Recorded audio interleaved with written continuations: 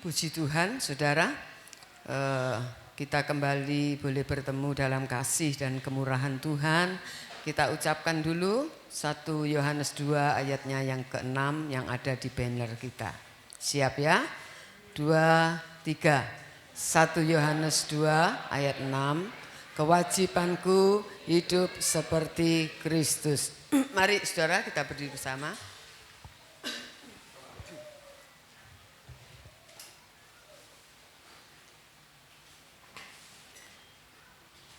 Ya, 2, 3. Aku percaya Alkitab adalah firman Tuhan. Ketika aku membaca, mendengar, melakukannya, aku pasti berbahagia. Amin. Puji Tuhan.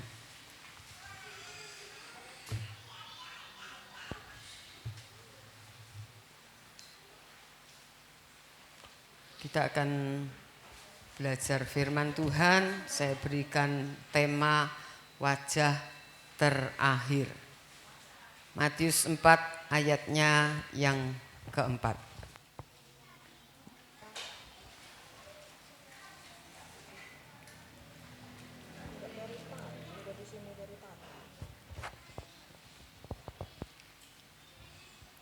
Matius 4 ayat 4. Matius 4 ayat 4. Tetapi Yesus menjawab, ada tertulis, manusia hidup bukan dari roti saja, tetapi dari setiap firman yang keluar dari mulut Allah. Nah, saudara, Tuhan Yesus sendiri yang berkata, tetapi Yesus menjawab, ada tertulis, manusia hidup bukan dari roti saja, tetapi dari setiap firman yang keluar dari mulut Allah. Saudara, pernyataan ini yang disampaikan oleh Tuhan Yesus menunjukkan bahwa di dalam diri kita sebagai manusia, saudara, ada manusia jasmani, ada manusia rohani. Di dalam setiap hidup kita, sejak Adam dan Hawa atau manusia diciptakan, di dalam diri manusia itu ada manusia jasmani, ada manusia rohania. Ya, jasmania, ada manusia rohania. Nah, saudara, manusia jasmani, saudara, ya, membutuhkan makanan atau asupan untuk hidup dan bertumbuh secara fisik. Saudara, kalau enggak makan, ya puasa boleh, tapi puasa terus. Kalau orang enggak suka makan, ya akhirnya mati, saudara, ya. Saudara, jadi manusia jasmani kita juga butuh makanan untuk hidup dan bertumbuh secara fisik. Ya, saudara pernah lihat pasti anak-anak yang kurang gizi itu ya, kurang gizi. Asupannya kurang untuk tubuhnya, makanya ya, saudara kurang gizi. Ya, badannya kurus kering, perutnya aja yang melembung besar gitu ya. Nah, busung lapar kan seringkali gitu disebut busung lapar. Nah, manusia jasmani membutuhkan makanan untuk hidup dan untuk bertumbuh secara fisik. Nah, manusia rohani juga butuh makanan. Apa makanannya? Bukan bakso, bukan capcay, sate, bukan. Tetapi butuh rema. Dikatakan manusia hidup bukan dari roti saja. Roti kan makanan jasmani, itu gambaran ya, roti. Jadi apa yang dimakan lewat mulut, saudara. Tapi dikatakan, tapi manusia juga hidup itu butuh setiap firman yang keluar dari mulutnya Allah. Itulah yang disebut rema. Firman yang keluar dari hati Allah, dari mulut Allah, saudara. Saudara dan saya perlu itu di dalam setiap kehidupan kita. Supaya rohani saudara juga tumbuh, bukan hanya fisiknya yang tumbuh, tetapi rohani kita, manusia rohani, manusia batiniah kita juga tumbuh, saudara. Nah, saudara, kita melihat coba 2 Korintus pasal 11.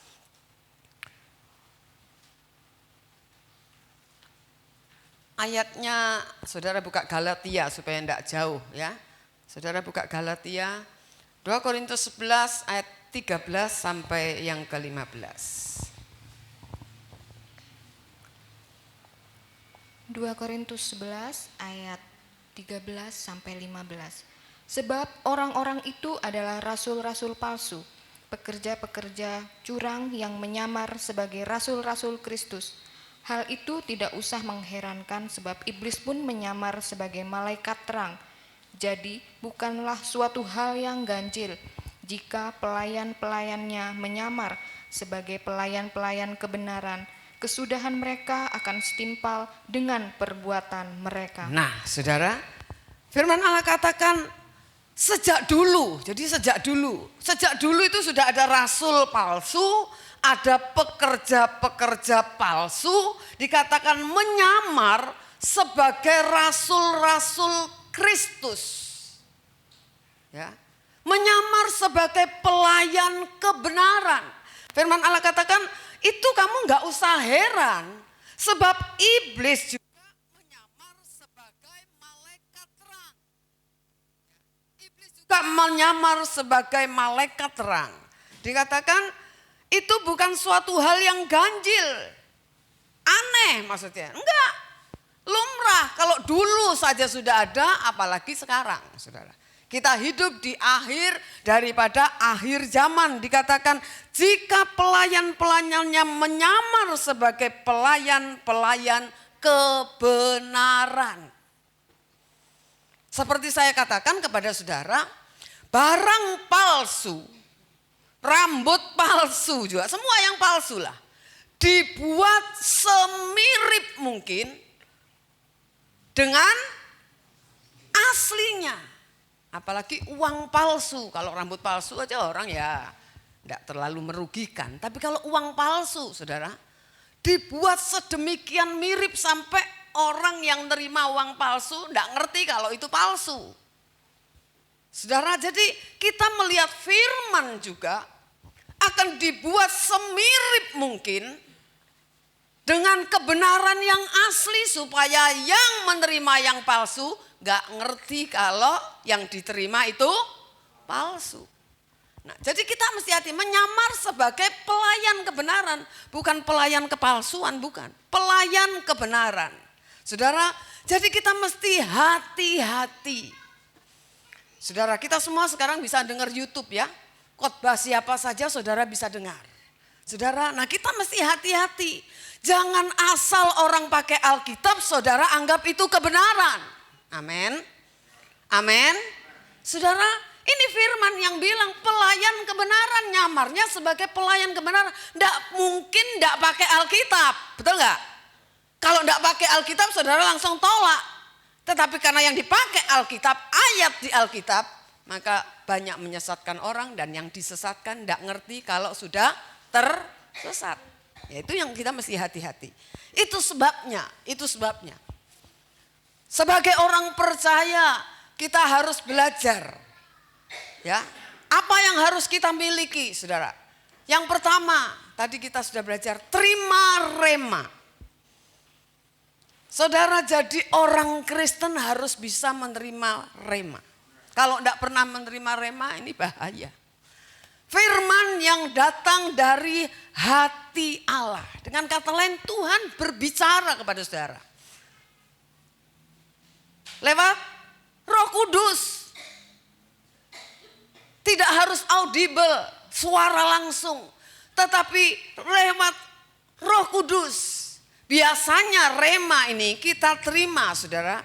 Melalui peristiwa-peristiwa kehidupan yang saudara alami. Ya, biasanya lewat itu. Ketika saudara mendengar firman. Ketika saudara tersinggung misalnya ya, secara manusia umumnya marah enggak? Marah. Marah kan? Hati saudara marah, kepala rasanya sudah mau pecah nih gitu ya. Udah naik darah nih, tekanan darah sudah naik nih. Tapi Roh Kudus bicara, enggak usah bales, diem saja. Itu rema saudara.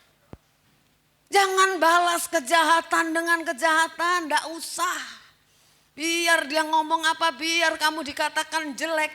Kalau emas itu biar dikatakan jelek tetap emas biarpun dibuang di kotoran. Betul enggak? Betul enggak? Ya. Saudara, jadi kita harus ngerti itu. Rema, jadi kita kan seringkali. Kita kalau dengar gini ya tersinggungnya, ada juga yang tersinggung ya. Dengar khotbah saya juga banyak yang mungkin enggak banyak. Tersinggung sih enggak apa-apa saudara. Tersinggung untuk saudara berubah. Seperti saya katakan kepada saudara, kalau kita enggak melakukan, enggak akan tersinggung. Betul enggak? Halo? Kalau saudara enggak suka balas kejahatan dengan kejahatan, saya bilang jangan balas kejahatan dengan kejahatan. Saudara tersinggung? Enggak, karena saudara enggak suka balas. Tapi kalau saudara suka berbuat itu, saudara tersinggung pasti. Kan gitu ya? Tapi tersinggung untuk berubah. Amin. Jadi melewati peristiwa. Jadi kita seringkali ngomong. Termasuk saya, seringkali ngomong kita kan. Tidak ada yang kebetulan loh yang terjadi dalam hidup kita. Jadi ketika kita disinggung orang, ketika kita dilecehkan orang, ketika kita dikatain orang, itu juga seizin Tuhan. Jangan marah. Supaya apa? Supaya firman Allah yang keluar dari hati Allah berbicara di dalam hidup kita. Amin. Amin. Nah, saudara. Jadi yang pertama kita harus punya rema. Harus terima rema, harus. Ya, saudara. Yang kedua, kita harus punya logos juga. Logos itu bicara pengetahuan tentang kebenaran. Saudara ke gereja untuk belajar pengetahuan tentang kebenaran. Ngerti gitu ya. Anak-anak sekolah untuk apa? Ngerti pelajaran. Oh di rumah aja nggak ngerti. Saudara, siapa yang nerangkan? Nggak ngerti. Nah, saudara harus punya logos. Punya pengertian secara kognitif. Di otak kita harus punya pengetahuan. Nggak boleh kita bilang, ya yang penting kan suara Roh Kudus, nggak ngerti apa-apa, yang penting kan Roh Kudus. Itu bisa ngawur, saudara. Nggak boleh. Kita harus punya pengetahuan tentang kebenaran di dalam pikiran kita. Sebab apa? Kalau logosnya salah, kalau pengertiannya salah, sulit remanya tidak salah. Betul nggak? Kalau saudara punya pengertian salah, itu kan bisa mempengaruhi hidup saudara, betul nggak? Iya, saudara. Jadi sulit remanya enggak salah, makanya banyak orang biasanya orang yang kurang punya pengetahuan tentang kebenaran, hanya mengandalkan terima rema, biasanya yang ditonjolkan dalam hidupnya ngeroh. Dikit-dikit Tuhan bicara, dikit-dikit Tuhan bicara. Cek gampangnya Tuhan bicara, memang gampang Tuhan bicara, tapi enggak segampang itu saudara. Tidak segampang itu. Ya, kalau hidup orang itu betul-betul mungkin kalau saudara baca ya, baca di Alkitab aja. Ya, tokoh-tokoh iman itu. Dari baik perjanjian lama sampai perjanjian baru. Dikit-dikit Tuhan bicara sama mereka? Enggak, saudara. Enggak tiap hari Tuhan ngomong aja, enggak. Ya, tapi kan ada orang yang ngeroh tuh dikit-dikit. Sebentar, saya lihat kamu Tuhan bicara. Nanti ketemu sama Tuhan bicara. Saudara. Jadi kita harus punya logos. Supaya apa? Rema yang kita terima juga enggak salah. Kalau saudara terima sesuatu orang ngomong. Saudara bilang begini, oke, kamu ngomong gitu Tuhan bicara. Tentang saya akan begini-begini. Tunggu dulu, saya akan cek dulu sama Tuhan. Benar enggak omonganmu? Harus dicek saudara. Jangan ketakutan. Ya, sebab ada katanya gini, ada hamba Tuhan bilang gini, ada sekarang ini zaman sekarang takun. Apa takun? Pendeta dukun. Pendeta tapi dukun. Punya gereja Kristen, bukan Kristen, namanya takun, pendeta dukun. Pakai Alkitab tetap, saudara. Seseorang di sini yang saya kasih tahu ketakutan, saudara. Waduh, kita ngomongin dia tante, nanti dia tahu loh. Saya takut. Loh, iki kok takut itu lah apa, saudara? Takut, tahu kalau dirasani gitu. Saudara, jadi kita ini mesti hati-hati, saudara. Makanya mesti hati-hati ya. Saudara, kita harus punya logos. Pengetahuan tentang kebenaran. Yang ketiga, saudara. Kita juga harus memiliki hubungan pribadi dengan Tuhan. Saudara jangan pikir bahwa hubungan pribadi itu cukup ke gereja aja udah. Pulang dari sini sudah enggak penting Tuhan. Saudara punya hubungan pribadi dengan Tuhan lewat apa? Doa tentu saja. Bukan doa mau makan, doa mau tidur, doa mau keluar. Doa. Saudara kalau kita datang kepada Tuhan, kenapa kita harus punya hubungan pribadi dengan Tuhan? Berdoa supaya kalau saudara mendengar yang salah dari orang lain, saudara Roh Kudus itu memberitahu langsung kepada saudara, tidak benar itu. Orang berdoa saja saudara akan tahu ini doanya ngawur ini. Bisa gitu loh. Ini firmannya ngawur ini. Doanya ngawur. Saudara bisa tahu, bukan menghakimi, bukan. Maksud saya kalau nurani saudara diasah, saudara akan bisa membedakan roh.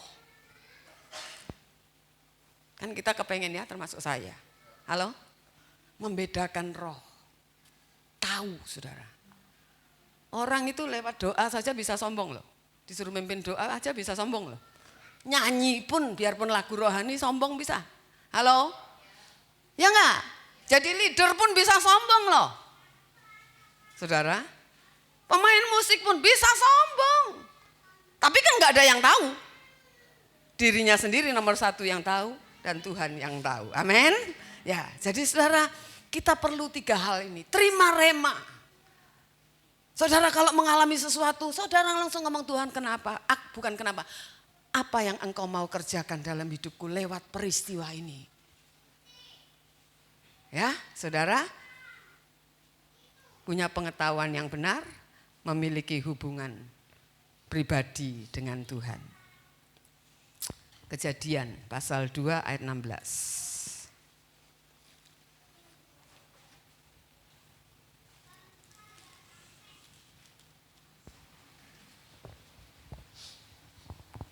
Kejadian 2 ayat 16.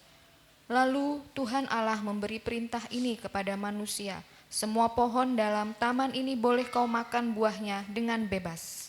Saya mau tanya, buah apa ini? Halo, buah apa ini? Baca dulu nomor 16, saya enggak suruh 17, 16. Salah, 16. Ayo. 16. Coba, ayo jemaat, halo. Kenapa saya kalau duduk situ enggak suka jawab Pak? Suka jawab Pak, biar jemaat yang jawab. Ya, ayo baca saudara. Oh sudah jadi orang Kristen berapa puluh tahun. Ya, lalu Tuhan Allah memberi perintah ini kepada manusia. Semua pohon dalam taman ini boleh kau makan buahnya dengan bebas. Buah apa itu? Tidak usah takut salah saudara. Ayo jawab. Buah apa? Keliru. Siapa? Buah apa? Salah. Buah apa?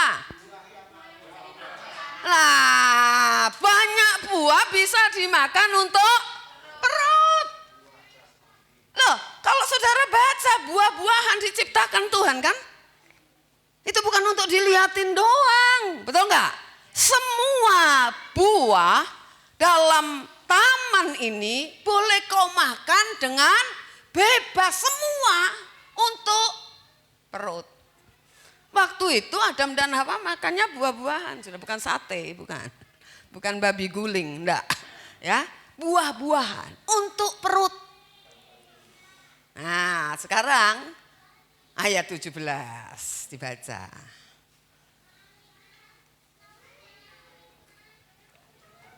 Kejadian 2 ayat 17. Iya. Tetapi pohon pengetahuan tentang yang baik dan yang jahat itu janganlah kau makan buahnya, sebab pada hari engkau memakannya pastilah engkau mati. Nah, saudara, tetapi buah pohon pengetahuan baik dan jahat jangan kamu makan, sebab ketika kamu makan pasti kamu mati. Ini konsumsi pikiran. Namanya aja buah atau pohon pengetahuan. Pengetahuan itu ngisi perut apa ngisi pikiran? Saudara punya pengetahuan ngisi perut apa ngisi pikiran? Pikiran. Namanya aja buah pohon pengetahuan baik dan jahat. Ini jangan dimakan. Kenapa? Sebab ini pengetahuan yang datang dari setan. Jangan makan. Tapi buah pohon kehidupan kamu boleh makan. Itu juga mengisi pikiran, tapi pengetahuan yang datang dari Tuhan. Nah, ngerti? Ngerti ya? Saudara, saya ulangi. Di atas 16 semua pohon dalam taman ini boleh kau makan buahnya dengan bebas. Tadi saya katakan itu untuk ngisi perut secara fisik. Tetapi buah pohon kehidupan juga boleh dimakan. Betul nggak? Pengetahuan yang datang dari Tuhan juga boleh dimakan secara fisik. Secara pikiran. Dikonsumsi oleh pikiran. Yang dilarang kan cuma satu toh. Betul nggak? Yang ngisi pikiranmu dari pikiran setan itu jangan dimakan. Kalau yang ngisi pikiranmu dari Tuhan, makan juga buat rohanimu. Fisikmu juga makan. Buah yang ada, semua bebas. Termasuk buah pohon kehidupan bebas. Tapi satu jangan ya, satu ini jangan. Yang ngisi pikiran dari setan ini jangan, filosofinya setan ini jangan dimakan, mati kamu. Saudara, jadi kita melihat saudara, pohon kehidupan itu mewakili firman yang keluar dari mulutnya Allah. Amin. Firman yang keluar kan Alkitab belum ada. Jadi Tuhan selalu ngomong kan sama Adam dan Hawa, ngomong langsung. Itu rema, saudara. Rema itu firman yang keluar dari hati Allah. Nah, setelah manusia jatuh di dalam dosa. Kalau tadinya manusia diciptakan untuk menjadi serupa, segambar dan serupa dengan Allah. Tapi setelah manusia jatuh dalam dosa, arah hidupnya, fokus hidupnya berubah. Kalau tadinya harus ke Tuhan, boleh enggak? Bukan enggak boleh makan kan? Harus kerja, betul kan? Harus kelola, harus mengusahakan, harus tetap kerja. Tapi fokusnya jadi serupa dengan Allah, enggak boleh pindah. Setelah mereka jatuh dalam dosa, manusia fokusnya bukan lagi kepada Tuhan, tetapi kepada perkara-perkara lahiriah yang tidak abadi. Ada perkara lahiriah yang abadi? Tidak ada. Tidak ada, saudara. Ya, tidak ada. Semua yang kita miliki termasuk yang ada di tubuh kita itu tidak abadi. Kita bisa tua. Tadi ngomong sama kolik gigi coplok kabeh, enggak dicoplok bisa coplok sendiri, ya toh? Saudara, betul ya? Rambut rontok, saudara.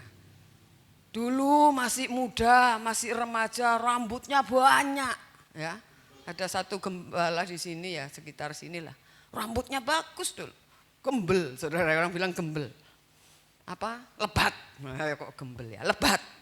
Tapi sekarang takbo, saudara, ya toh? Ya, saudara takbo, tahu toh? Takbo, botak, ya toh? Botak dhuwur mburi juga, ya. Saudara, jadi kita melihat berubah, semua berubah. Biar ditahan pakai kecantikan apapun toh, enggak bisa, saudara. Ya. Nah, setelah jatuh dalam dosa, fokus manusia berubah, saudara. Dunia, bumi ini tadinya Tuhan berkata pada akhir, kalau tidak salah Kejadian 1 ayat yang terakhir ya.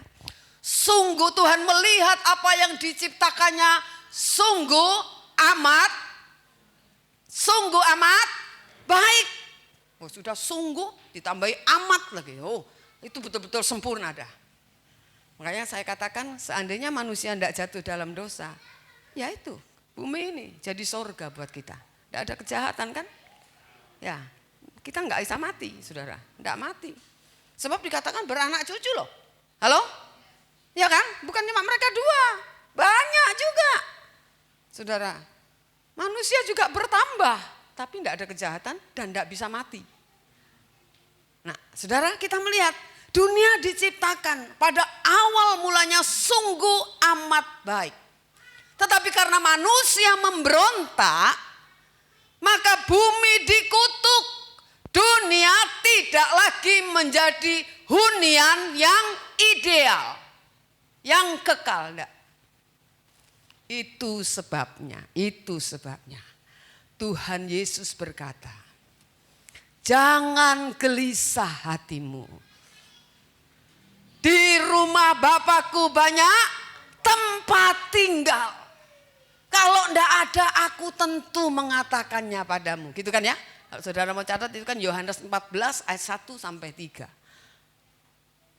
Aku pergi. Kita baru aja memperingati kenaikan Tuhan. Aku pergi untuk apa? Menyediakan tempat bagimu. Kalau udah selesai kamu tak jemput. Aku mau kamu, di mana aku ada, kamu juga ada. Sebab dulu Tuhan dan manusia kumpulkan gini ya. Saudara, dia sering dikatakan datengin gitu ya. Betul ya? Ya, saudara. Tuhan itu mau kumpul sama saudara. Tapi seringkali kita yang enggak mau diajak kumpul. Saudara mau enggak? Mau, tapi di sini toh. Iya toh? Mau, atine enggak, saudara, ya toh? Buktinya apa? Takut mati kita. Loh kalau kan harus mati kalau saudara mau kumpul sama Tuhan. Betul enggak? Tapi ojo sih. Ya kalau bisa ya ojo sih memang ya toh. Jangan saudara. Apalagi kalau enggak beres hidup kita ini. Jangan mati dulu saudara. Ya. Tapi jangan gini. Tiap kali enggak siap Tuhan. Nah terus kapan siap? Ya pokoknya belum siap gitu ya. Saudara. Ya harus berusaha siap. Saya aja kalau mau pergi. Nah ini kan mau pergi ya. Saudara. Itu berapa hari sebelumnya. Apalagi kalau perginya agak jauh. Berapa hari. Sudah nyicil kopernya diisi. Biar enggak ada yang lupa, betul enggak? Ini oh iya lupa. Ini sedikit, ini lagi baju tidur, baju pergi dihitung berapa hari, kan gitu ya. Ada persiapan, betul enggak? Nah saudara kalau enggak persiapan itu lah celaka kita ini. Lah ketinggalan, betul enggak? Waduh, lambine keri kabeh, duwike keri, lah mbambung kita. Ya saudara, mau ketemu Tuhan juga harus persiapan, amin. Ya saudara, jadi ayo kita belajar saudara ya. Dunia ini loh sudah saudara. Bukan hunian yang ideal. Enggak punya rumah sampai mati, enggak punya rumah mboten nopo-nopo. Yang penting saudara punya rumah di kerajaan sorga. Ya harus punya rumah, makanya harus punya rumah. Firman Allah katakan apa? Kumpulkan harta di sorga supaya kamu punya rumah, punya invest di sana. Jangan enggak punya apa-apa, betul enggak? Ya saudara, ayo fokus manusia berubah. Maka Tuhan mau kembalikan lagi. Tuhan, ayo ke Tuhan. Kerja semua, boleh enggak apa-apa. Ayo ke Tuhan ya saudara. Jadi kita lihat manusia bukan ke Tuhan tapi kepada perkara-perkara lahiriah yang fana atau yang tidak abadi. Jangan fokus ini saudara. Bukan enggak oleh kerja, bukan. Tapi jangan hidup hanya untuk kerja, untuk makan. Supaya bisa beli rumah, supaya bisa bangun rumah, supaya bisa beli mobil. Itu toh celaka kita. Nanti semua itu saudara tidak akan bawa. Yang saudara bawa itu pertanggungjawaban hidup saudara. Ayo baca 2 Korintus 11. 2 Korintus pasal 11 ayat 2 dan 3. 2 Korintus 11 ayat 2 dan 3. Tetapi aku cemburu kepada kamu dengan cemburu ilahi, karena aku telah mempertunangkan kamu dengan satu laki-laki untuk membawa kamu sebagai perawan suci kepada Kristus. Tetapi aku takut kalau pikiran kamu disesatkan dari kesetiaan kamu yang sejati kepada Kristus, sama seperti Hawa diperdayakan oleh ular itu dengan kelicikannya. Nah, saudara, hamba Tuhan Tuhan yang benar. Paulus hamba Tuhan yang benar. Dia katakan, aku cemburu kepada kamu dengan cemburu ilahi.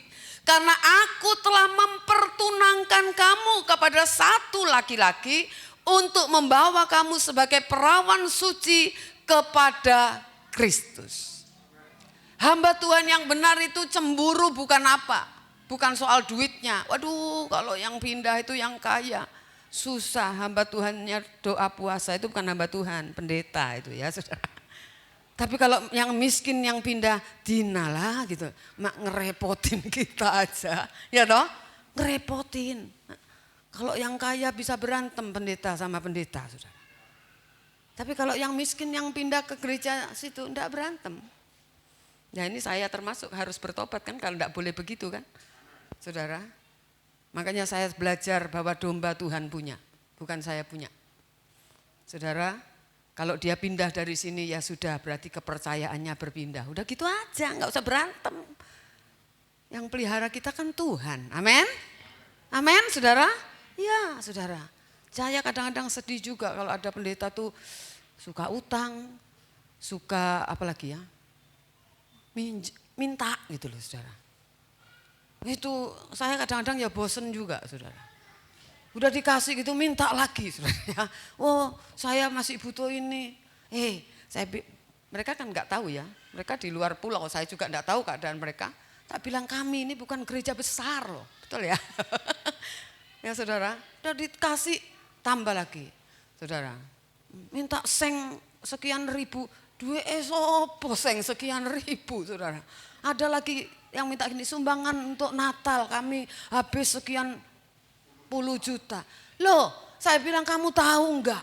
Di perajekan tempat kami melayani, dananya aja enggak sampai segitu. Berpada dengan apa yang ada. Gak duit kok Natalan puluhan juta minta sana sini, saudara. Itu malu-maluin Tuhan. Kita mesti belajar berpada, makanya saya enggak mau ngoyo-ngoyo meres saudara. Sak kerso, tapi saudara harus punya sikap hati yang benar. Kalau enggak punya uang, enggak ngasih itu enggak apa-apa. Tapi kalau punya uang, medit itu urusan lain. Itu urusannya sama Tuhan, betul ya? Ya saudara, itu medit namanya.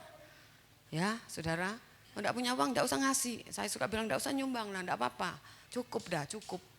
Saudara, kita enggak beli nasi, makanya jangan suka ngomel juga jemaat. Mbak misalnya ini contoh ya, nasi kotak, dananya cukupnya yang beli 15.000. Oh, nasi enggak enak, saudara, iya toh? Ya cuma 15.000 mau cari nasi enak mana, saudara, betul enggak? Betul enggak?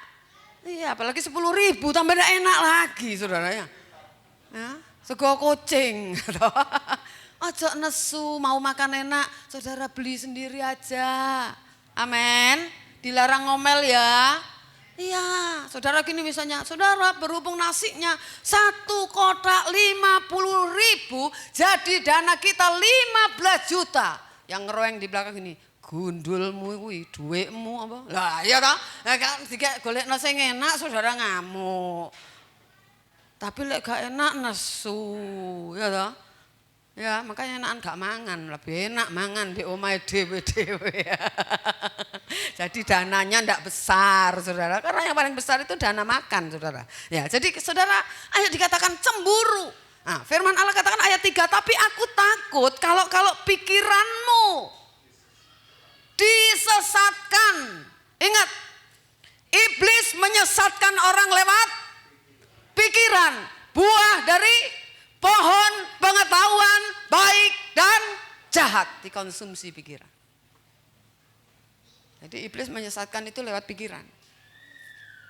Ya, saudara, dikatakan jangan sampai ya kesetiaanmu yang sejati kepada Kristus jadi meleset, jadi sesat karena apa? Seperti Hawa diperdaya oleh ular. Jadi saudara kita belajar hati-hati. Jadi kalau dengar khotbah, kupingnya panas, hatinya panas, saudara sadar. Bertobat, terus berubah. Jangan biarin aja. biarin aja. Oh ya terserah sih itu, betul nggak? Ya saudara, nah dikatakan kita akan dibawa sebagai perawan suci. Seringkali dikatakan kita ini mempelai wanita Tuhan, ya toh? Mempelai Kristus. Mempelai Kristus, jangan pikir orang di luar Kristen berpikir, oh Tuhan kok kawin sama manusia. Dulu saya juga bingung saudara. Mempelai wanita, loh kita ini ya lanang ya wedok, loh, ya betul lah. Betul gak? Tapi disebut mempelai wanita. Ini bukan bicara seperti hubungan pria dan wanita terkait dengan seks, bukan. Bukan. Tapi kata perawan itu menunjukkan tidak bercacat celah. Manusia batinianya cantik. Nah ya, jadi kita layak disebut perawan suci. Kalau hidup dalam kesucian. Ayo baca 2 Petrus. 2 Petrus. Pasal 3 ayat 11.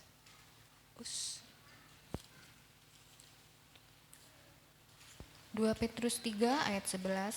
Jadi jika segala sesuatu ini akan hancur secara demikian, betapa suci dan salehnya kamu harus hidup. Amin saudara.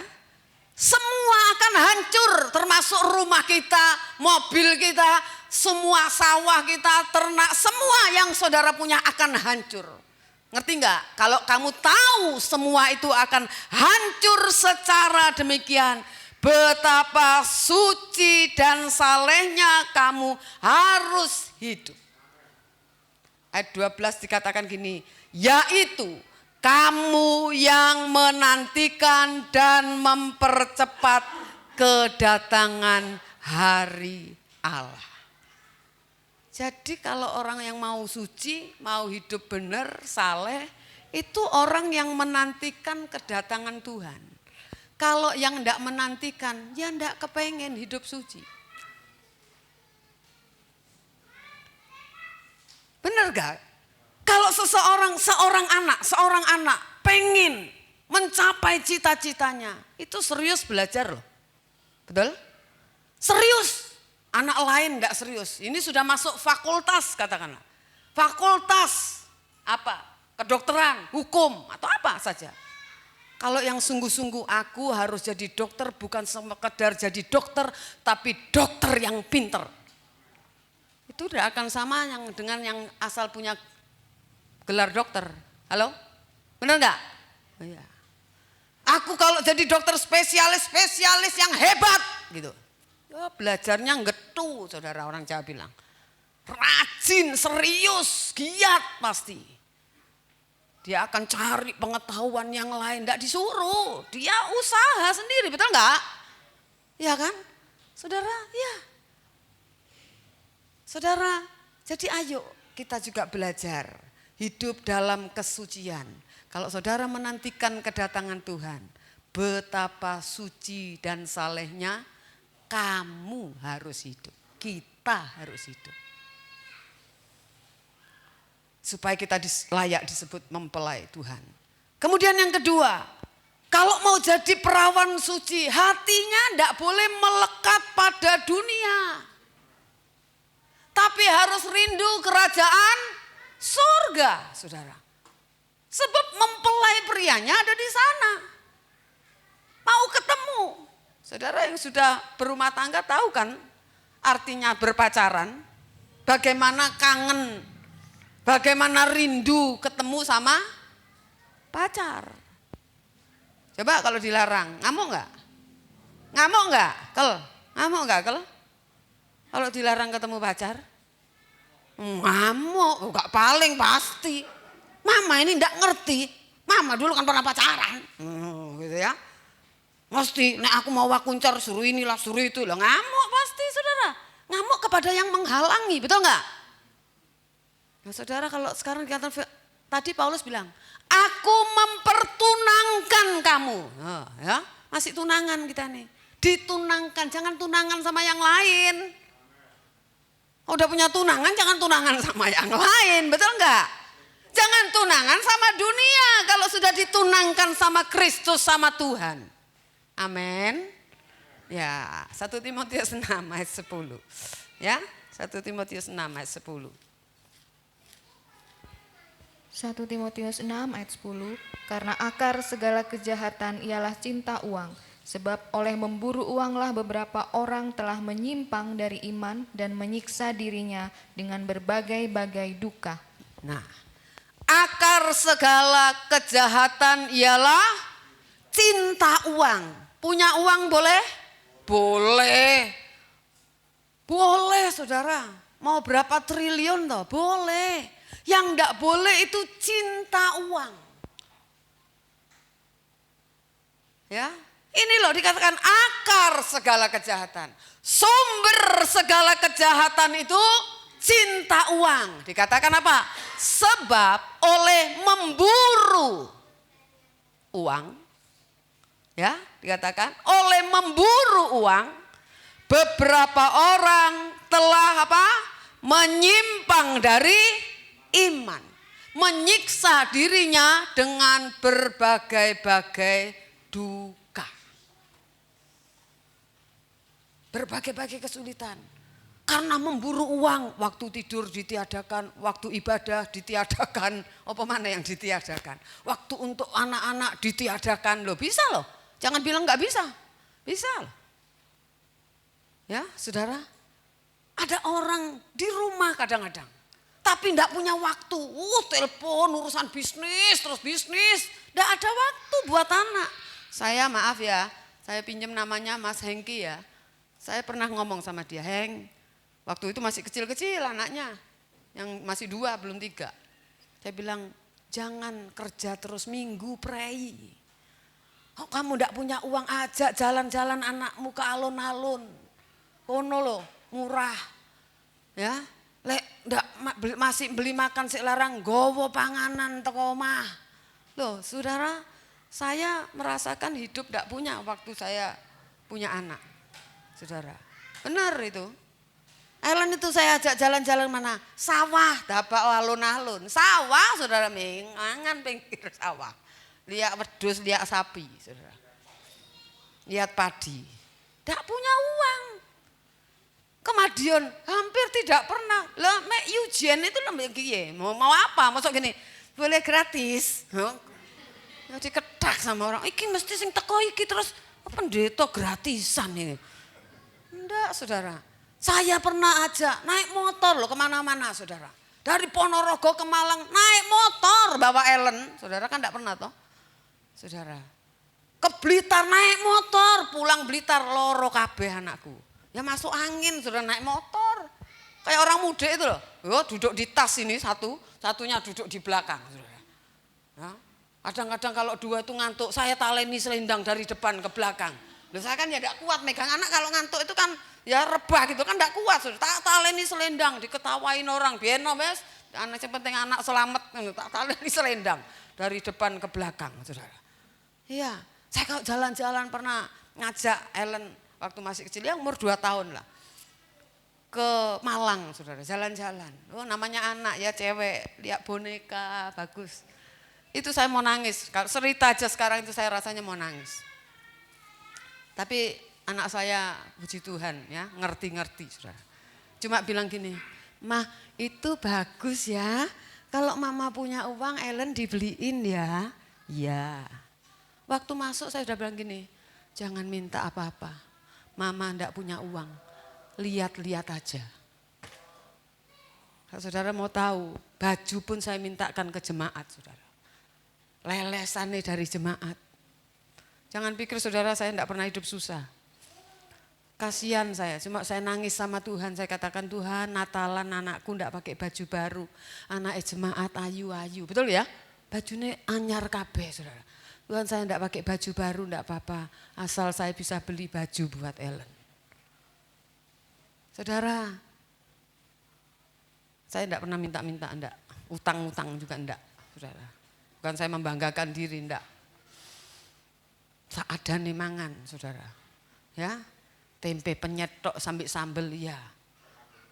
Jangan bening tiap hari. Sampai tonggone bilang saya minta kemangi itu tiap hari. Masa apa Bu? Jangan bening. Loh gak bosen tak bentino jangan bening. Iya ndak gitu. Ya isone tuku mangan jangan bening saudara. Saudara ayo saudara belajar ya belajar. Kalau saya bilang gini, jangan bilang gini, ya pendeta gak utang Tuhan kasih. Jemaat gak utang Tuhan juga bisa kasih, bukan cuma pendeta. Amin? Amin? Ya, wis toh melarat rat, saudara pokoknya saya ini. Cowek dikei uang, ngopot dikei uang semua. Gak punya panci petong, saudara, cuman satu. Semua dikasih orang. Tapi saya enggak ngutang orang, enggak. Makan apa adanya. Seperti saya pernah pernah ceritakan, saya punya uang cuma 500 rupiah. Rupiah bukan 500 ribu. Saya pergi warung karena enggak ada yang dimakan di rumah. Warung pecel, saudara. Ya, saya bilang sama suami saya, Pak, duitnya mek 500 loh. Tadi nek mangan dihitung ojo sampai lebih toko 500. Izin makan di tetangga lagi saudara. Saudara. Tapi itu ya Tuhan luar biasa. Saya masuk warung saudara. Mangan pecel. Di situ ada orang ya tetangga juga. Orang Hindu yang suami ya. Makan. Udah selesai makan polisi ya. Udah makan. Udah tante beres. Sudah dibayar.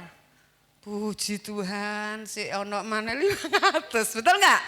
Oh saudara itu perkara kecil. Nggak harus 500 miliar saudara. Tapi saya percaya itu semua juga karena Tuhan. Amin. Jadi kalau nggak ada apa-apa wis toh ojo utang. Bilang Tuhan burung di udara Tuhan pelihara.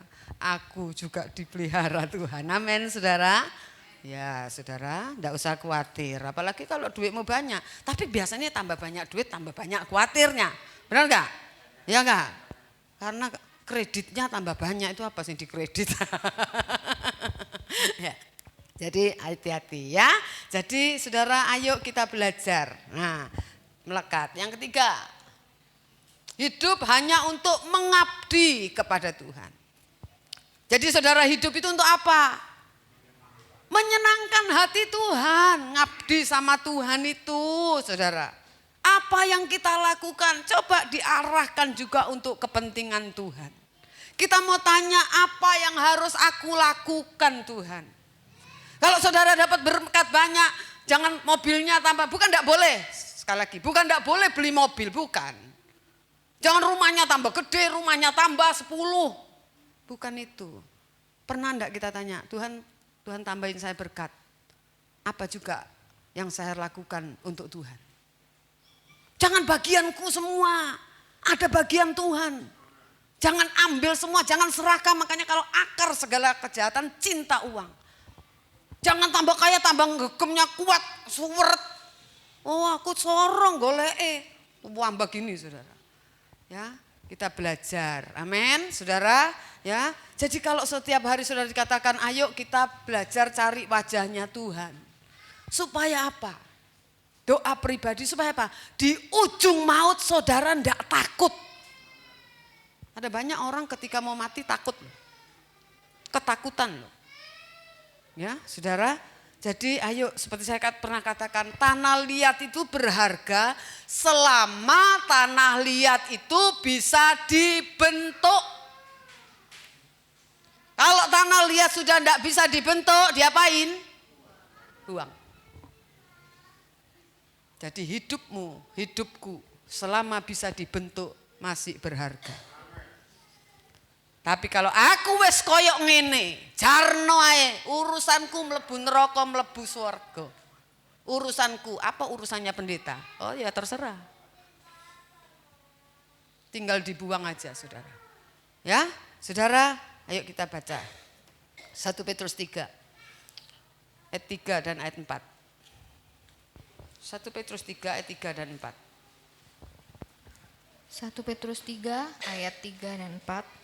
Perhiasanmu janganlah secara lahiriah, yaitu dengan mengepang-epang rambut, memakai perhiasan emas atau dengan mengenakan pakaian yang indah-indah. Tetapi perhiasanmu ialah manusia batinia yang tersembunyi dengan perhiasan yang tidak binasa, yang berasal dari roh yang lemah lembut dan tentram, yang sangat berharga di mata Allah. Nah, perhiasanmu bukan jangan secara lahir ya. Bukan tidak boleh mempercantik diri. Ibu-ibu pakai make up, membersihkan wajah dan lain sebagainya. Apalah krim bat lah, apalah semua, saudara, luluran. Ya, semua, enggak apa-apa. Tapi jangan lupa, itu fana. Tapi dikatakan perhiasanmu itulah manusia batinia. Perhatikan manusia batiniamu, saudara. Batin ini loh, yang bernilai di hadapan Tuhan itu batin kita, saudara. Karena dari batin yang indah, perbuatan kita juga akan indah. Jangan kita merasa diri lebih baik dari orang lain. Kalau kita datang kepada Tuhan, coba tiap kali berdoa, bercermin kepada Tuhan. Jangan pakai cermin orang lain. Cerminnya itu Tuhan, saudara. Kalau cerminnya orang lain kita bilang ini, lebih baik gua daripada dia. Masih mending aku. Gitu, saudara. Tapi coba kalau kita bercermin, Tuhan mau, saudara, kita berubah. Sekarang, mulai sekarang. Kita nggak tahu umur kita, amin? Nggak tahu, saudara nggak tahu, kita nggak tahu sampai kapan umur kita, tapi Tuhan mau kita berubah. Seringkali orang itu senengannya cari salahnya orang lain.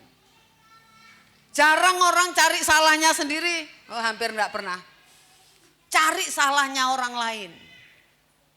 Saudara tak kasih tahu, itu seperti yang banyak di baluran. Tahu apa yang banyak di baluran? Monyet. Monyet itu kalau saudara perhatikan monyet ya. Monyet sama monyet lagi duduk asik. Metani apa? Cari apa? Kutu. Kutune siapa yang dicari? Kutune koncone. Kutune dia enggak pernah cari, betul enggak? Kutune koncone.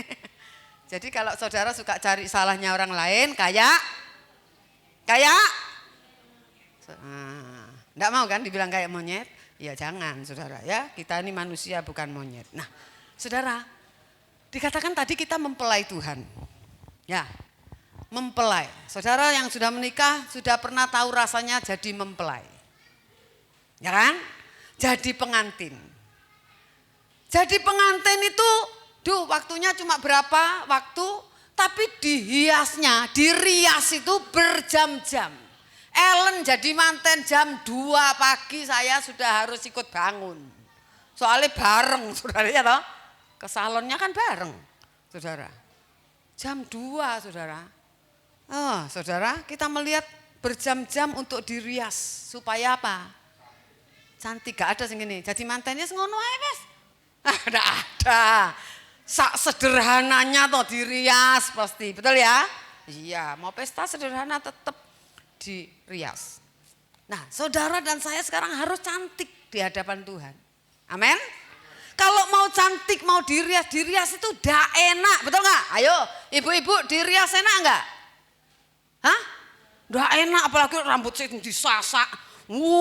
Ya toh bulet kabeh, saudara, ya toh. Masih diuyek apa aja ini, nanti pakai bulu mata palsu. Ya, saya itu paling, saya ini juga kurang berhias sih orangnya ya.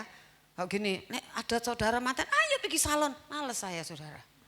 Males, ben wis pelek Dina, Pak Dina gitu. Ya. Saya pernah diejek kakak ipar saya, Foni kapan ayu? Elek panjen. Ya beno elek lah, wong wis payu kok ya toh. Bojoku sing penting ganteng gitu ya. Ya, saudara, nah dirias itu enggak enak. Mau cantik itu harus mau menderita. Halo? Bener enggak? Saudara diri bonding itu enak enggak? Enggak enak loh ditarik gini rambutnya, betul enggak? Mau apa? Cantik. Biar ketok langsing pakai apa? Korset. Ada sing sampai seret. Ndak bisa napas, longgo ae angel, mesti kenceng, koyok patung. Loh, menderita karena apa? Mau cantik. Iya toh? Mau cantik itu menderita, saudara. Ya, alisnya ben apel dibubuti. Loro dibubuti alis iku. Ya kan? Saudara disanggul, pokoknya Dirias itu enggak enak. Saudara, mau cantik itu mau menderita. Kalau saudara mau cantik di hadapan Tuhan, saudara juga harus mau menderita. Digosok dengan berbagai-bagai persoalan. Jadi kalau saudara ngalami banyak persoalan, saudara sedang digosok oleh Tuhan, dipercantik oleh Tuhan. Mau? Mau? Harus mau masalah. Betul nggak? Oh iya, digosok itu masalah. Saat digosok jangan ngamuk. Saya berkata ulang-ulang, 2 kalimat yang tidak boleh diucapkan ketika kita menghadapi hidup ini. Jangan berkata, Tuhan, sampai kapan aku menderita begini? Katanya Tuhan, kapan-kapan. Sampai kapan? Kapan-kapan katanya Tuhan. Ya. Kalimat yang kedua, jangan diucapkan, aku ndak sanggup lagi ngadepi suami kayak Belgedes ini Tuhan gitu. Gak boleh saudara. Halo? Halo? Mau belajar? Jangan bilang aku ndak sanggup lagi. Nyanyinya aja, Tuhan kekuatanku, yes, yes, Yesus luar biasa, yes, yes. Ketika dapat masalah, ndak kuat Tuhan, nanti Tuhan yang sanggup. Cuma nyanyi tok saudara, amin, amin. Ya saudara, kita mau, Tuhan bilang gini, kalau kamu mau mengkilap harus digosok. Betul? Harus tak gosok ben ngilap. Mengkilat. Kalau saudara lihat bagaimana tukang perak ya, menggosok yang sudah dibuatnya. Saudara, ya bejana misalnya, digosok terus. Gosok. Kapan berhenti menggosok? Kapan dia berhenti menggosok bejana perak yang dia buat? Mana? Halo? Kapan Koli? Kalau bejananya sudah mengkilat, betul nggak? Gosok gini. Belum. Gosok lagi. Ya toh? Gosok. Ayo saudara yang nyemir sepatu, kapan gosok? Masuk gini sok. Dah, kurang sean. Ya toh? Coba saudara lihat tukang sepatu, gosoknya lama enggak? Enggak ngene tok. Udah Pak? Apa udah Pak? Kalau tukang perak gosok, kapan dia berhenti mengkilap? Ketika wajah dari penggosok dilihat, ono wisan raiku ndek kono. Amin? Amin. Itu mengkilap bener. Tadi saya mau bawa contoh ribet lah. Nanti ya saudara, Tuhan menggosok saudara. Kapan berhenti? Ketika wajah Tuhan ada di batin saudara. Amin. Amin. Ketika Tuhan lihat, ada wis.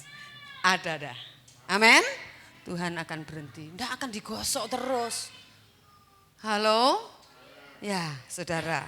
Jadi waktu digosok sama Tuhan dengan berbagai persoalan. Kita berkata, Tuhan aku mau indah di matamu. Amin. Amin saudara, aku mau indah di matamu. Jangan ucapkan 2 kalimat tadi, aku tidak sanggup lagi. Sampai kapan aku menderita begini. Amin. Aku mau indah. Gosok Tuhan. Kasih aku bahu yang kuat untuk memikul beban yang Engkau taruh di atas pundakku. Amin saudara. Jangan ngomel. Kalau kita tidak ngomel, saudara cepat lulusnya. Betul nggak? Iya. Tuhan memberkati kita. Haleluya.